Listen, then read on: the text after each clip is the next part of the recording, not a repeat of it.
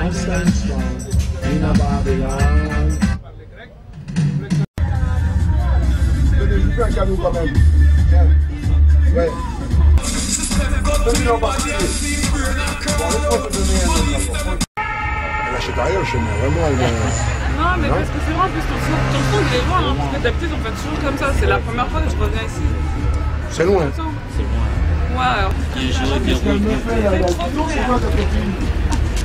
Elle est albinos ou quoi là? C'est pas jaune vif, regarde.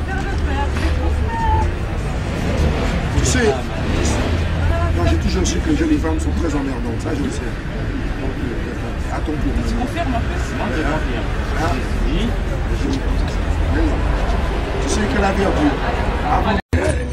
Arrête de te la jouer, Kojo. Je ne la joue pas. On fait le numéro 2, Kojo. Si vous saviez, c'est depuis le numéro 1 ce qui est arrivé. Alors qu'est-ce qui s'est passé? Dis-moi. T'es mort, t'es mort. Eh ben, apparemment, je m'appelle Dead Walking. Ouais. Le mort qui marche. Pourquoi? Parce que bon, il s'est avéré que y a des gens, les propos, les gens interprètent les propos, oublient de faire de la poésie et d'aller chercher au 3e degré ce qui est dit. Ouais. Et donc sur ce fait, il me serait arrivé un accident il y a 15 jours et j'aurais été mort. Et donc depuis, t'as des gens qui m'appellent des Antilles, de Jamaïque, d'Angleterre, on m'a appelé de Marseille pour me demander si j'étais effectivement mort.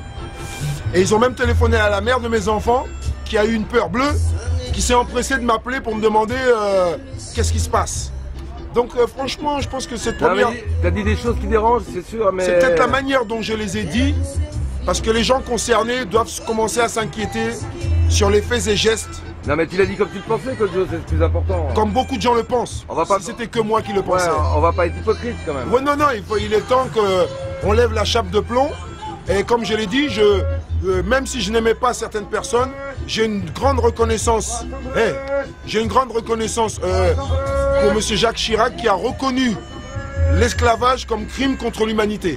Et je trouve que c'est un très bon début, en tout cas en France, pour qu'on ouvre le débat. Ouais, mais les menaces, enfin pas les menaces, mais les sous-entendus là, c'était plus par rapport à ce que tu as dit sur l'utilisation de la musique par certaines personnes. Ben voilà, c'est-à-dire l'interprétation qui en est faite, la manière dont les gens ils interprètent la musique.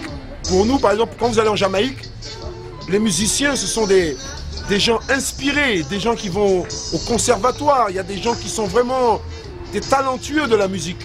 Alors qu'ici, souvent, eh ben, ils n'ont même pas été au conservatoire, ils ont buffé pendant des temps et des temps, ils rejouent la musique des autres, et puis un jour ils changent tout en bémol, et puis ils disent c'est moi qui ai composé.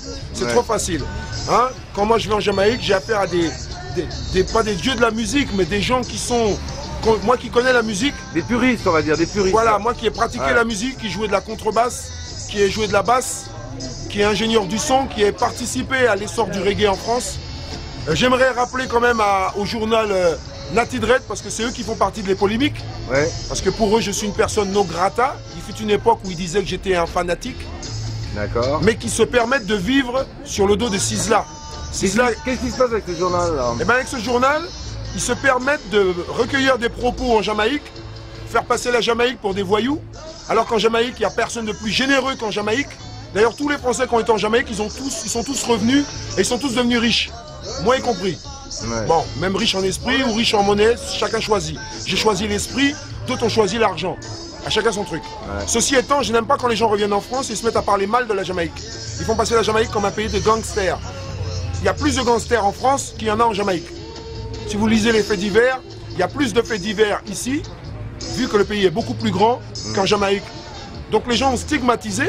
Donc un journal comme Nati Dread, dans le dernier numéro, c'est permis de dire, pour afficher des jeunes sons de système, des jeunes qui font du son de système maintenant, certains en font dans la bonne tradition, ils se sont permis de dire que moi j'avais commencé mon son de système en 86. Alors pour leur remettre à leur page, il faut qu'ils sachent que déjà j'ai pas commencé en 86, non plus j'ai pas commencé en 92, comme il dit que Dob Judah m'a aidé à faire le son de système. C'est pas Dob Judah qui m'a aidé à faire le son de système, c'est Spikey, qui est un joueur de Melodica jamaïcain en Angleterre. C'est lui qui a fabriqué les box que vous voyez là. Ouais. On les a fabriqués ensemble, mais c'est avec son ingénierie que moi-même j'ai pu apprendre à mieux faire mes box. Premièrement.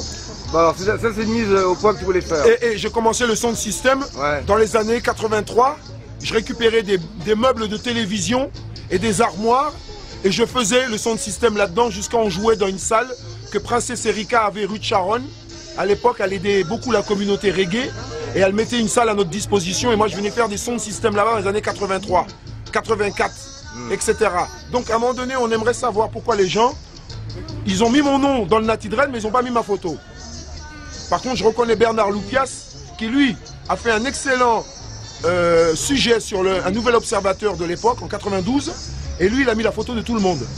Donc je ne comprends pas comment des gens sont en train de légaliser toute une génération de jeunes, comme je l'ai dit dans mon premier sujet, donc vous savez comment je les appelle, hein, pour ne pas recommencer les menaces soi-disant, mais j'aimerais qu'à un moment donné les gens comprennent bien quoi, que les gens se sont inspirés de ce que nous on a fait. Quand ils venaient dans nos sons de système, ça les a inspirés à faire ce qu'ils font aujourd'hui. Du vampirisme, tu dis alors? Non, parce que certains le font honorablement. Quand je parle de Boubacar à Lyon, à Nantes, il fait quelque chose d'honorable. Je l'ai vu dans sa boutique. Il a construit son son de système et apparemment il est animé par quelque chose de spirituel. Je reconnais moins dans beaucoup d'autres, comme je les appelle ceux qui font la bamboula. Eux, je ne leur reconnais pas l'existence du son de système. Eux, je leur reconnais le fait de vouloir faire de l'argent et souvent leur matériel qui se sont fabriqués, ils l'ont fabriqué avec de l'argent un peu douteux. Et en faisant ça, ils infiltrent dans le reggae de l'argent qui est de l'argent sale. Et souvent, ils donnent cet argent à des artistes renommés, des gens honorables. Et ils sont en train de gangstériser une situation honorable. Alors que voilà. Et quand j'étais à Kingston au mois d'octobre, j'ai vu aucun Français à l'enterrement d'Alton Ellis. Pourtant, jusqu'au mois de décembre de l'année dernière, ils ont fait tourner Alton Ellis malade. Moi-même, j'ai partagé la scène avec un grand artiste jamaïcain pour qui je jouais à l'époque.